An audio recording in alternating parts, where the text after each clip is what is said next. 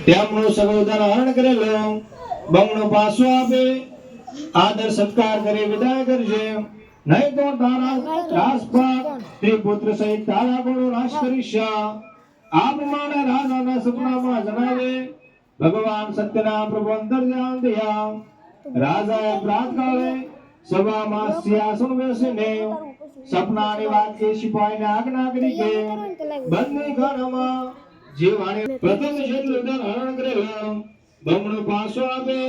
રાજા શિકાય ભય છે આ પ્રમાણે રાજાનો બધા સાધુ વાણિયા રાજાને વંદન કરીને બોલે છે